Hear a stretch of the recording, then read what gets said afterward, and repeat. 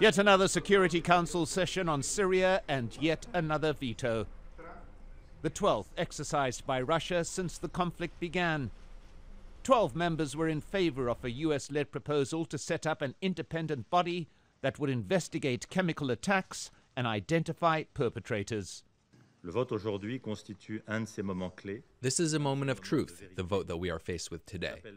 So I would call upon each of the members of the Security Council, speaking on behalf of France, to take proper stock of what is at stake here, and to live up to their responsibilities, and to thus vote in favor of the American draft resolution.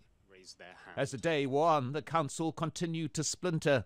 A Russian proposal for an investigative mechanism failed to get the 9 votes needed to pass, the US not even needing to veto, and an explanation of how it differed in 2 ways from the US-led resolution.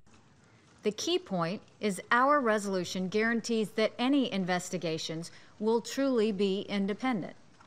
Russia's resolution gives Russia itself the chance to choose the investigators and then to assess the outcome. There is nothing independent about that.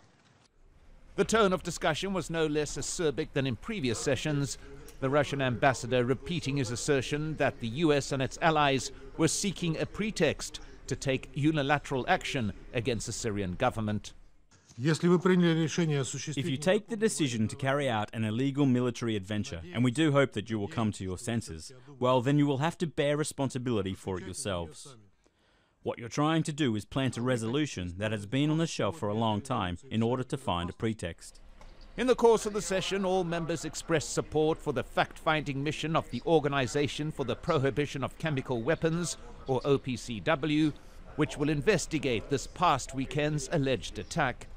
The key issue, though, while the OPCW is empowered to establish whether or not a chemical attack took place, it has no mandate to identify the state or non-state actors that may have been responsible. A second Russian proposal failed to pass, an apparently non-controversial resolution supporting the work of the OPCW failed to get the necessary votes.